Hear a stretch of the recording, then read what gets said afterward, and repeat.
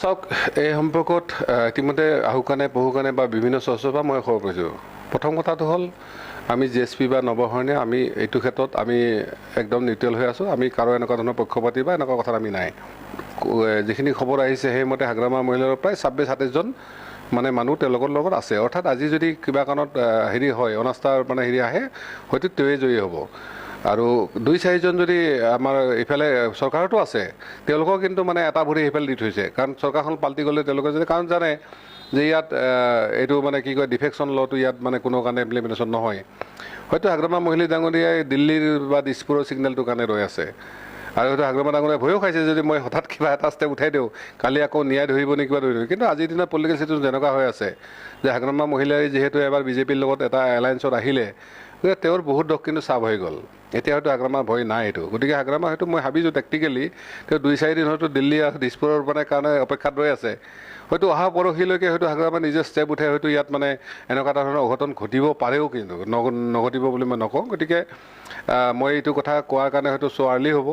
গতিকে সময় নিশ্চয় ৰাইজে দেখা হ'ব। আৰু এই বিষয়ত আমি কৈছোঁ এই পাৰ্টত আমি মুঠেও নাই।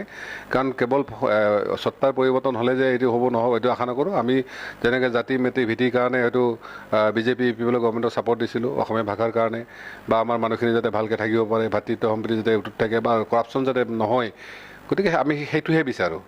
বা হাগ্ৰামা মহিলা ডাঙৰীয়াৰ লগত যদি ৰিজোৱা যায় যে হাগ্ৰামা মহিলা ডাঙৰীয়াই যিমান যি কৰিলেও বহুতে কিছুমানে কিন্তু তেওঁক কিছু ক্ষেত্ৰত মানে তেওঁক অলপ মানে এটা হেৰি হিচাপে কনচিডাৰ কৰিছিল যে মানুহজন সৰলতা আছে, সহজ সৰল বা হেৰি চেৰি তেওঁ নট ৰিচিবল নাছিলে। কিন্তু হয়তো প্ৰমোদ ডাঙৰীয়া যিহেতু তেওঁৰ চেনেলটো বহুত দূৰলৈকে আছে তেওঁ কিছু ক্ষেত্ৰত নট ৰিচিবল হৈ থাকে যে দিল্লী দিছপুৰৰ লগত তেওঁ সম্পৰ্কটো বেছিকৈ ৰাখে বা তাৰ কাৰণে হয়তো তেওঁলোকৰ এটা গেপছ আহিছে। এনেকুৱা ধৰণৰ কিছু হয়তো মই ভিতৰত কণ্ডিশ্যন আছে। গতিকে যি কাৰণত হয়তো পাৰিষদবিলাকে কাৰণ আৰু বহুত পাৰিষদৰ হয়তো অভিজ্ঞতাও যথেষ্ট নাই। আজি আমি যে ছিষ্টেমটো ঠিক কৰাৰ কাৰণে আমি যিমানখিনি লাগিছোঁ কৰি আছোঁ বহুতে সেইটোতো নাই। অথচ ডিচিবিলাকৰ কোনো দায়িত্ব নাই। কিন্তু মূল এডমিশ্যনত ডিচিবিলাক থাকে। ঠিক নাই মাটিৰ সমস্যাখিনিৰ কথা আছে। এই ভিচি ডিচিবিলাকৰ কোনো ছেক্ৰেটাৰী নাই, কোনো একাউণ্টেবিলিটি নাই, অফিচ নাই, এইবিলাক কথা চলি আছে। ঠিক তেনেকৈ আমি MP MLA বিলাক যিকোনো town committee land advisory committee সেইবিলাকত মেম্বাৰ হ'ব লাগে। তেওঁলোকে বহুতেতো MLA CMLA বিলাক চেয়াৰমেনে আছিলে। আজিকালি MLA বিলাক চেয়াৰমেনো দিয়া নাই। গতিকে এই ধৰণৰ বস্তুবিলাক সাংবিধানিক যিবিলাক বস্তু আছে তাৰ পৰা মানে ডিপ্ৰাইভ কৰা হৈছে। এই ইছ্যুবিলাক আমি কেনেকৈ ঠিক কৰিব পাৰিম বহি মেলি আমি কিন্তু সেইটোহে আছোঁ।